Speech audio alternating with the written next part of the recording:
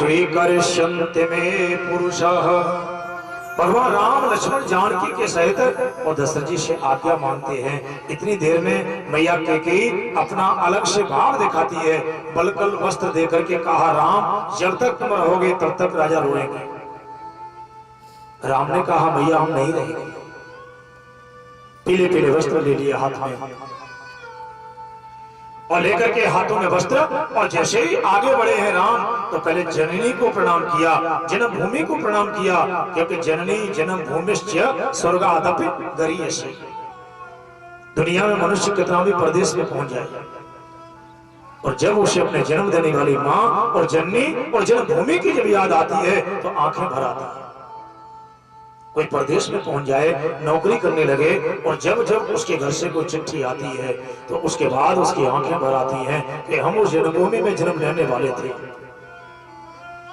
इसलिए कहा कि जननी जन्मभूमि और स्वर्ग से भी बढ़कर के हैं दोनों, ये एक माँ और एक मातृभूमि। और जब ये देखा इन्होंने कि हे वत्सेदं मह्यते रुद्र रूपा, कैकेयी ने थोड़ा सा गुस्सा दिखाया, बोले तुम जाओगे नहीं तो ये शांत नहीं बैठेंगे। दशरथ जी ने सुमंत्र जी से कहा कि मेरा राम थोड़े दिन घुमा करके लेके वापस चले आना। और इतनी जब बात कही तो यहाँ गुरु वशिष्ठ को आके प्रणाम किया। गुरु वशिष्ठ ने देखा और आकर के गुरु वशिष्ठ देखते हैं।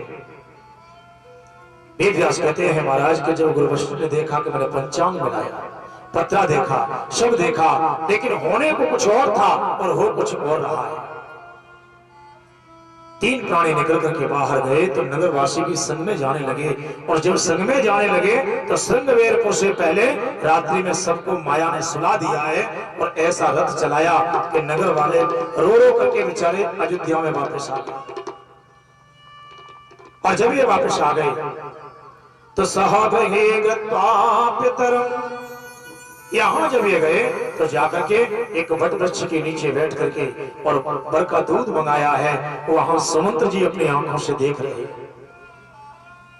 सुमंत्र जी अपनी आंखों से निरीक्षण कर रहे हैं और राम उसमें ऐसे लेकर के हाथ में दूध वट शीर मंगा करके अपनी जटाएं बनाते हैं। जंगल में जाओगे तो जंगल जैसा वेश चाहिए, भवन में आओगे तो भवन जैसा वेश चाहिए, और अगर कहीं जाकर के संत बनोगे तो संत जैसा वेश चाहिए। वेद व्यास कहते हैं महाराज कि जब ये बनाने लगे तो सुमंत्र जी ने बहुत मना किया। सुमंत्र जी ने कहा, राम तुम नहीं जानते, हम लेकर के तुम्हें वापस जाएंगे। राम ने कहा कि 14 वर्ष से पहले तुम जाएंगे।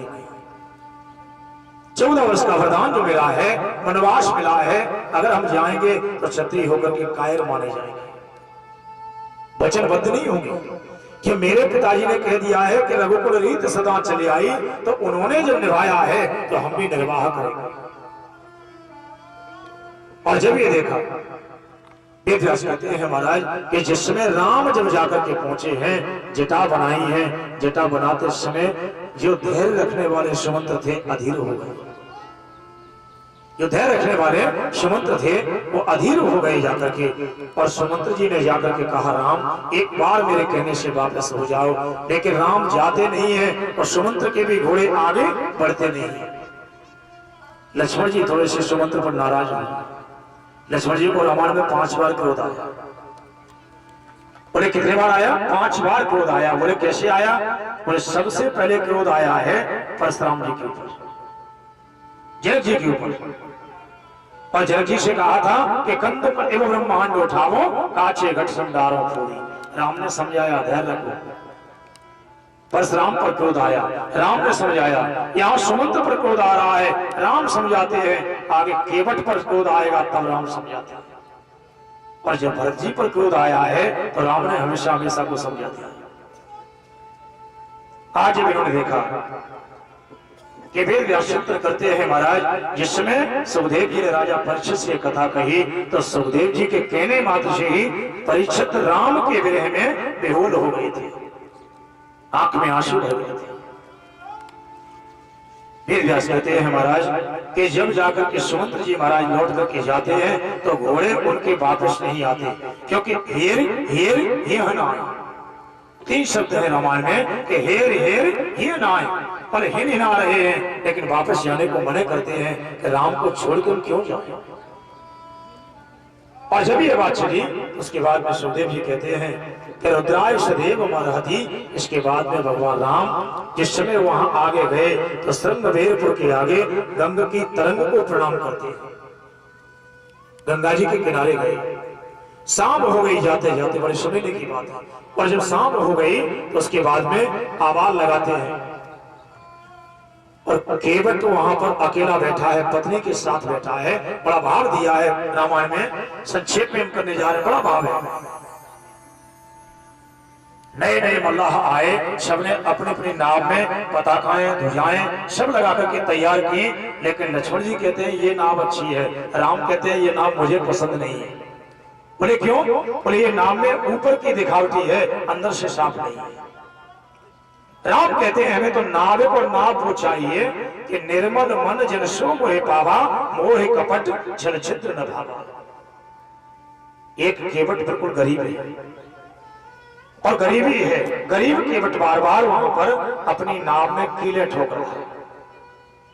कहीं एक कील निकल जाती है तो दूसरी निकल जाती है, हथौड़ी लेकर के और ठोक रहा है। राम कहते हैं ए भैया तुझे बुला रहा हूं।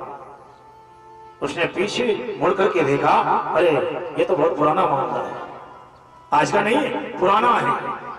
उन्होंने कहा उसमें कि मांगे नावन के बट आना। और जब आना शब्द है और नहीं आना दो शब्द है। आना के तीन अर्थ निकलते हैं। एक तो ये बनवासी है, कुछ घर से लेके नहीं आएगा, मुझे कुछ मिलेगा नहीं, इसलिए मुझे नहीं आना, बड़ा भाव दिया। एक तो ये सुंदर भाव निकाला कि ये बनवासी हैं, खुद ही बिना कपड़े के घूम रहे हैं, तो मुझे नाव में चढ़ करके देंगे क्या, क्यों फालतू में जाके मेहनत कर, मुझे नहीं आना। लेकिन ये भाव सुंदर नहीं था। एक संत ने भाव दिया कि मांगे नावन के बट आना। और जितने मल्लाह खड़े थे सबने कहा महाराज हम ले आए। बोले तुम्हारी नाव की जरूरत नहीं, अब तो उसकी नाव की जरूरत है। और केवट कहता है कि जब मेरी नाव की जरूरत है तो मुझे नहीं आना, यदि मेरी नाव की आवश्यकता है आपको तो मुझे बिल्कुल नहीं आना है। बोले क्यों? क्योंकि मैं तुम्हारे बारे में सब कुछ जानता हूं। लक्ष्मण जी ने लाल लाल नेत्र किए। लक्ष्मण बोले अपने बारे में, अपन सूर्यवंशी हैं और ये केवट वंश में है, हमारे तुम्हारे बारे में प्रभु क्या जानता है? राम बोले तुम्हें नहीं पता है, वो सब जानता है। बोले क्या जानता है? हमारे बुलाने से अच्छे अच्छे लोग आ जाते हैं और ये एक केवट नहीं आता और उसकी मर्जी का मालिक है। मांगे नावन के बट आना, कहो तुम्हार मरम में जाना। बोले आपके बारे में हकीकत जानता हूं।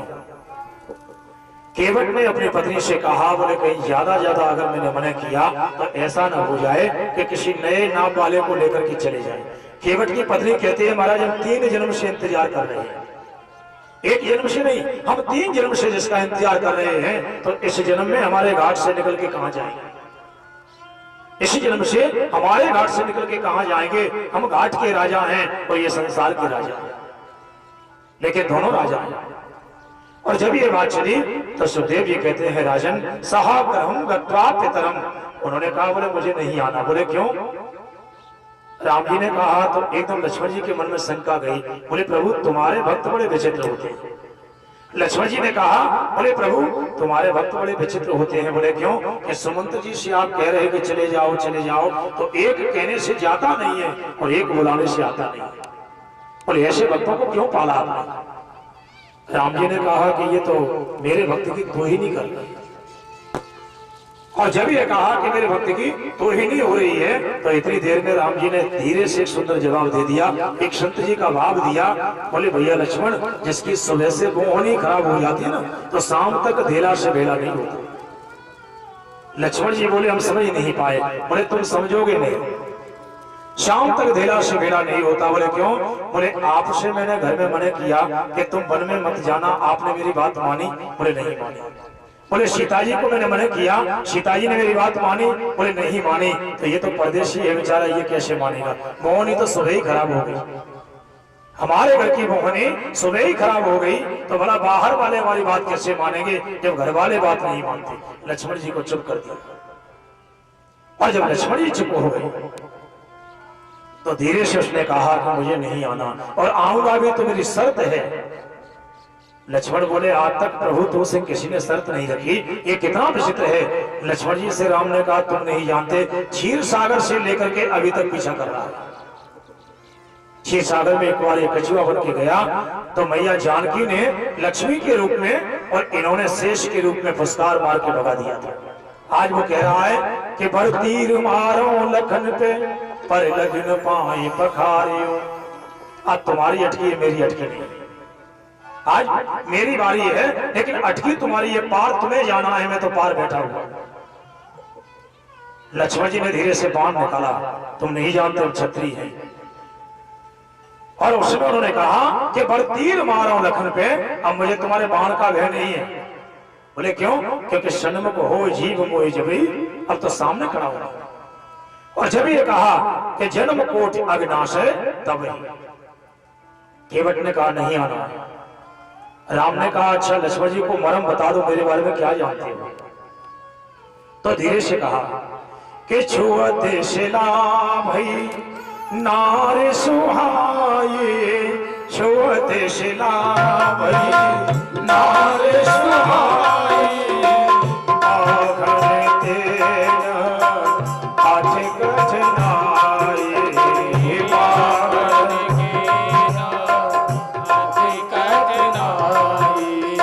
और जब इन्होंने कहा कि मैंने देखा था कि छुअत शिला भई नार सुहाई, राम जी ने कहा वहां भी थे। बोले उस किनारे पर नहीं था।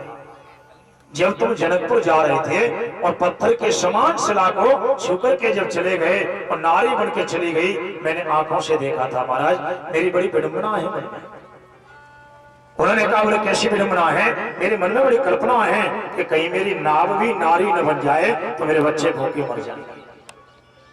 मेरी नाव कहीं नारी बन गई तो उन्होंने कहा कि पत्थर का क्या कहना भगवान, लकड़ी की नाव हमारी है, उड़ जाए देखते तुमको पड़ जाए मुसीबत भारी है।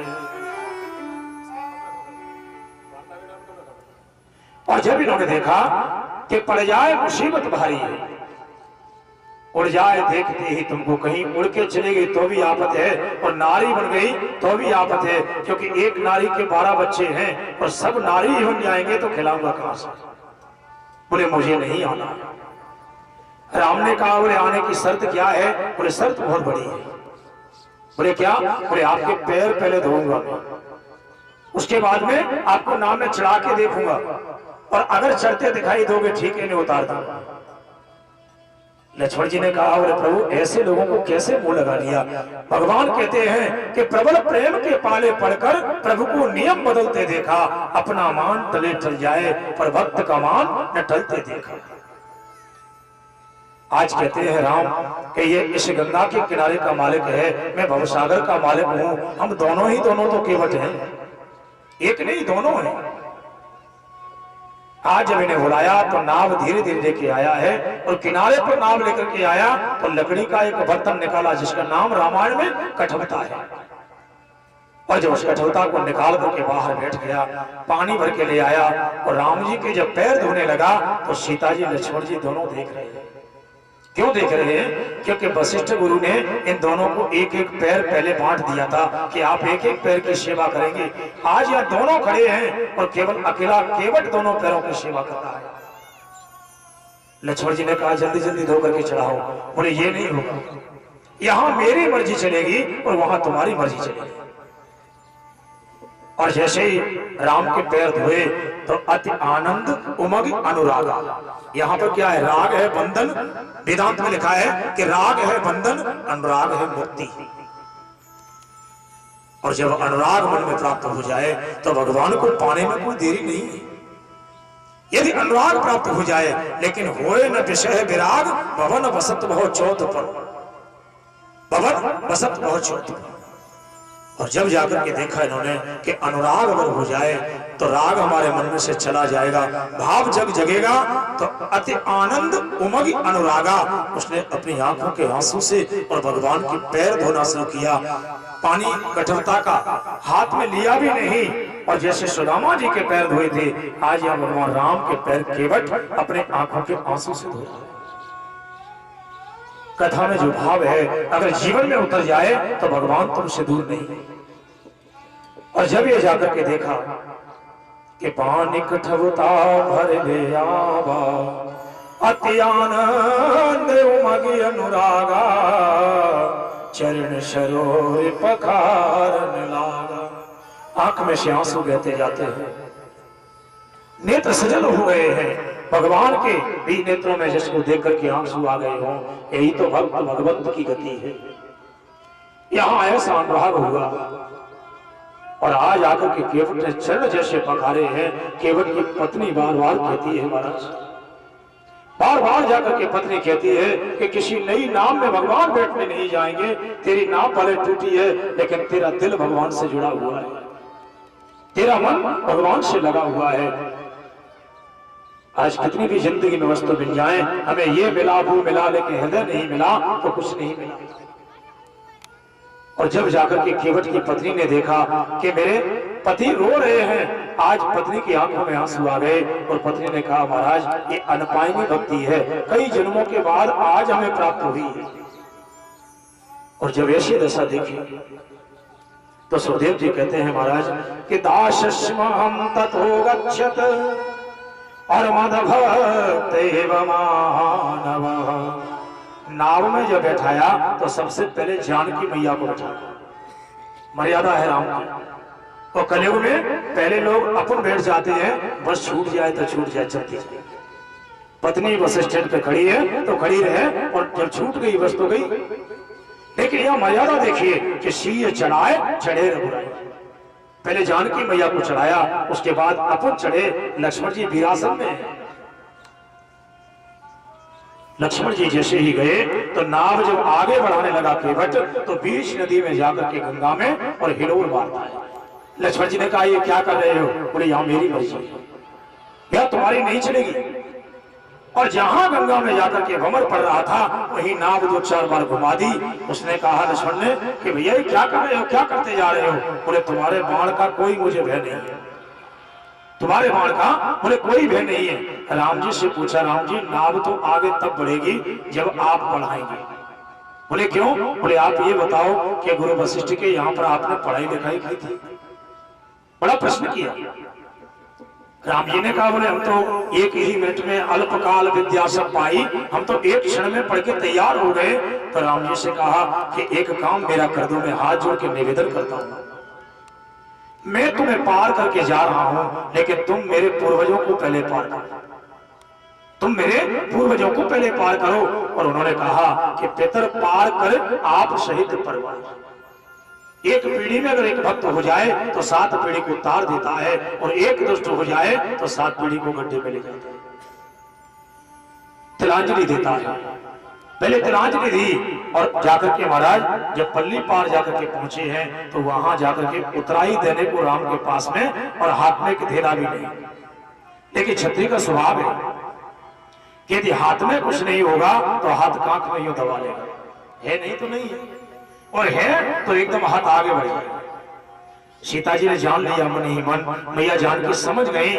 मैया ने मन मुदरी मन मुदित उतारी, लेकर के चुपचाप हाथ में दी। राम जी कहते हैं, हम तो लखपति बन गए, अब हमारे पास किराया बहुत है। और राम जी ने धीरे से ऐसे हाथ आंख में से निकाला और कहे कृपाल ले उतराई, जड़ाक्ष आगे हाथ बढ़ा दिया।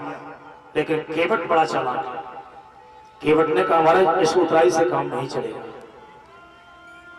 और जब ये कहा इन्होंने कि केवट उतराई जब नहीं लेता है तो केवट वायदा कराता है, बोले महाराज इसी घाट से तुम वापस आओगे तो जो तब प्रसाद में सिर धर लेगा, जब लौट के आओगे ना तो तब यहाँ मुझे जो भी दे जाओगे पत्र पुष्प, उसे मैं स्वीकार कर लूंगा। महाराज अभी तक भूखा मरा हूं तो और भी मरता रहूंगा। राम ने कहा कि मेरे दर्शन के बाद कौन भूखा मरा है?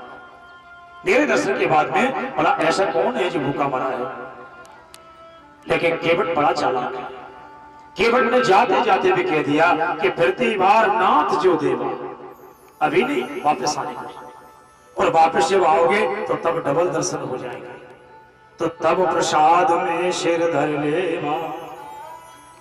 गंगा को प्रणाम करके महाराज आगे बढ़े। हमने कहा था ना कि राम कथा संक्षेप में है भागवत में और कृष्ण कथा विस्तार में। जब ये वाल्मीकि इत्यादि के आश्रम पर होते हुए गए और जाकर के भरद्वाज के आश्रम पे जाके स्थगित हो गए, वहां संतों के बीच में राम सत्संग सुनते हैं और सुनाते हैं।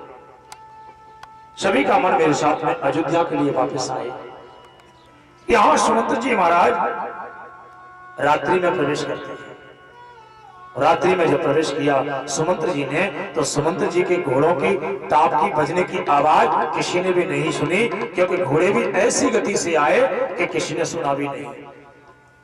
रात्रि में दौड़ेवान दरवाजे पर गया तो सिसकी भरता हुआ कोई मनुष्य और दरवाजे पर रथ में पड़ा हुआ है। दौड़ेवान ने देखा, बोले महाराज सुमंत्र मुझे लग रहे हैं, और सुमंत्र को उठा करके दशरथ जी के यहाँ ले गए। दशरथ जी ने पूछा मेरा राम कहाँ है? जहां मेरे हृदय से मेरा राम गया है तो काम जागृत हो जाएगा, और राम के बिना काम को उत्साह मिल जाता है। और जब ये दशा देखी तो उस समय उन्होंने कहा कि मुझे कौशल्या के भवन में भेज दो। कौशल्या के भवन में जब गए तो वहां कौशल्या को अपनी पुरानी कथा सुनाते हैं। उन्होंने कहा देवी कौशल्या, अब हमारा जीवन किसी मतलब का नहीं है। बोले क्यों? क्योंकि मुझे अंध का श्राप लगा हुआ है। मैंने अपने हाथों से श्रवण कुमार नाम के बालक को, उनके बच्चे को मार दिया था। आज उसके माता पिता का मुझे श्राप है। उन्होंने मुझे जाते जाते ये श्राप दिया था और यही कहा था कि जैसे हम अपने पुत्र के विरह में मर रहे हैं, एक दिन तुझे भी अपने बेटे के विरह में रो रो करके मरना पड़ेगा। आज वो समय आ गया, और जब ऐसा समय आया तो सुखदेव जी चिंतन करते हैं महाराज कि शान हो न ते पितर मानव मानवास्मि। और जब ये दशा देखी तो उसके बाद में दशरथ जी ने वहां कई बार राम राम कह करके प्राण छोड़े। राम राम कहे राम कहे, राम राम कहे राम। ये 6 बार राम जब हो गए ना तो इसमें सारे इंद्रियों के विकार सब नष्ट हो गए। काम, क्रोध, लोभ, मोह, मत्सर ये सभी जब नष्ट हो जाते हैं तो उसके बाद में दशरथ जी का उद्धार होता है। यहाँ दशरथ जी ने प्राण छोड़े हैं और वहां भरत जी के आगमन के लिए लोगों को भेजा है गुरु वशिष्ठ ने। तो यहाँ देखिए घर में लाश पड़ी हो, घर में कोई मुर्दा पड़ा हो और घर में मुर्दा है, और भरत जी वहां से जब आ रहे हैं, असगुन में आ रहे हैं, वहां पर जाकर के कुत्ते रोते हैं, शार आवाज करते हैं आजू बाजू से सब जगह से। और महाराज देखते हैं कि हर जगह से आकर के, और वहां कोई न कोई असगुन होता जा रहा है। भरत जी जैसे नगरी में आए तो केकई आरती सजा करके बैठा। जिसका पति घर में मरा पड़ा हो, जिसका पति घर में जिसका सब पड़ा हो, जलाने की तैयारी हो रही हो, आज उसकी पत्नी अपने बेटे की आरती की तैयारी कर रही है। तुलसीदास जी कहते हैं आज जमाने विचित्र कथा है ये। और जब जैसे ही आरती उतारी तो आरती बार बार जलाती है, बार बार बुझ जाती है। ऐसा एक संत का भाव है कि बार बार आरती को जलाया जाता है, और बार बार जब आरती बुझ जाती है फिर भी केकई समझ नहीं पाई कि घर में सुतंग लगा हुआ है। और जब ये केकई ने देखा भी नहीं, इतनी देर में मंथरा आई, मुझे पुरस्कार मिलेगा, मणियों की माला मिलेगी। तो यहाँ शत्रुघ्न ने देख करके उसके कमर में एक लात मारी और जाकर के मंथरा जाकर के एक बाजू में गिरी। जैसे एक बाजू में जाके मंथरा गिरी, और मंथरा ने कहा आई तो मैं थी इनाम लेने के लिए, लेकिन ऐसे इनाम कभी नहीं मिली जैसे आज मिली मुझे। कुछ कुबरी थी और कुबरी हो गई। और जब ये कुबरी हो गई, भागवत में जाकर के देखते कुब्जा कुबरी है, यहां मंथरा कुबरी है। वेद व्यास ने कहा महाराज जिस समय मैया से पूछा मां ये बताओ कि मेरे पिताजी कैसे हैं, तो एकदम मैया धीरे से झूठे आंसू बहा करके कहती, माया भी है, और झूठे आंसू बहा करके मैया ने कहा कि मेरे भरत मेरे बेटे सब कुछ संभल गया है, लेकिन एक ही गलती सबसे बड़ी हो गई। बोले तुम्हारे पिताजी सुरपुर धाम को पधार गए। और जब ये बात कही कि सुरपुर धाम को पधार गए हैं तो धड़ाम से पृथ्वी पर जब भरत जी गिरे, भरत जी ने रोते रोते पूछा कि मेरे राम कहां है? जगत में भरत जैसा कोई भाई नहीं, दशरथ जैसा पिता नहीं, कौशल्या जैसी माता नहीं, और जानकी जैसी कोई पत्नी नहीं। ये सबके अलग अलग हिसाब है। रामायण के मुख्य पात्रों में इनका नाम बड़े सम्मानीय नाम में आता है। भरत जैसा कोई भाई नहीं। भरत का मतलब आप सभी जानते हैं कि भा माने होती है भक्ति और रति माने प्रेम। और दूसरा एक अर्थ और भी है कि भाई के प्रति जिसकी रति हो, अपने भाई के प्रति जिसकी रति हो, उसका नाम भरत। आज भरत जी के आगे पंचायत वालों ने सबने प्रस्ताव रखा, बोले दशरथ जी के शव को जलाने के बाद में वो प्रस्ताव जब रखा तो भरत जी उस समय मैया कौशल्या के महल में गए। और मैया कौशल्या के महल में गए और जब जाकर के कौशल्या को वहां रोते हुए देखा और यहाँ केकई को हंसते हुए देखा, आरती उतारते केकई को देखा है, और वह मैया कौशल्या को उल्टा मुंह करके और पति के वियोग में चिल्लाते चीखते हुए देखा। मैया की गोदी में जैसे भरत पहुंचे तो वहां पर मैया को लगा कि मेरा राम वापस आ गया।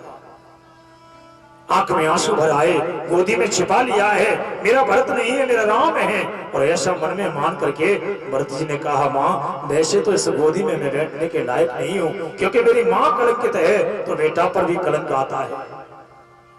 मैया से कहा, बोले माँ कि मैं 1000 गाय मरने की मुझे कलंक लग जाए, गौ हत्या का पाप लग जाए, 1000 ब्राह्मणों को मारने की मुझे ब्रह्म हत्या लग जाए, कि मैंने अपनी माता को कभी परामर्श दिया हो कि मेरा राज्य मांगना, मेरा कभी राज्य मांगना। मैया कौशल्या ने कहा, भरत मैं तुझे अभी से नहीं हमेशा से जानती हूँ कि मेरा भरत तो भरत है। वशिष्ठ ने रात तिलक की बात की तो एकदम से भरत ने मना कर दिया, जहां हमारे राम नहीं है तो बिना राम के राज तिलक कैसा?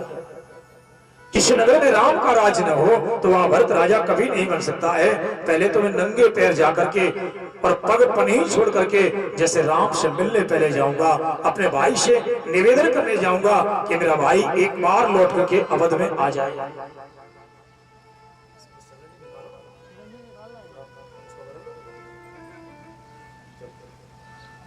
वेदव्यास कहते हैं महाराज कि जब ये दशा देखी गई तो भरत की आंख से 8 आंसू निकल गए थे। नहीं तो आज कोई कहता कि मेरा भाई मरता है तो मर जाए, मुझे राज्य मिल जाए। भरत जी ने एक भी शब्द मन में उच्चारण नहीं किया। भरत ने कहा कि अब हमें जिंदगी में जीने के लायक नहीं है जब तक जाकर के राम के चरणों में हम क्षमा याचना नहीं कर लेंगे। सभी प्रवासियों के संग में भरत जब गए तो जहां पर जाकर के लोग बताते हैं, निषाद ने बताया कि भैया भरत यहाँ राम ने कुशकंटक सातरी सुहाई, यहाँ कुश के आसन पर राम जी सोते थे। भरत जी ने जाके प्रणाम किया, अपना माथा रख दिया। जहां से भरत जी ने देखा कि यहाँ कुश की चटाई पर बैठ करके मेरे राम सोते थे, तो आज हम भी कुश की चटाई पर सोना प्रारंभ करेंगे। और आगे जब गए तो स्वीकरो श्वेत पुरसाभ्याम श्यान मोदाशमरहसि। निषाद राज ने देखा कि भरत युद्ध करने तो नहीं आ रहे हैं, परीक्षा ले डाली, लेकिन परीक्षा में भरत पास हो गए क्योंकि भगवान के अनपायनी भक्ति पाने वाले भरत हैं। निषाद राज साथ में चलता है महाराज, यहाँ इन्होंने ये फल तोड़ करके खाया था। भरत जी उस वृक्ष को प्रणाम करते हैं, उस पेड़ को प्रणाम करते हैं। और भरत जी जब पेड़ को प्रणाम करते हैं वहां मृगों को बोलते हैं कि तुम कितने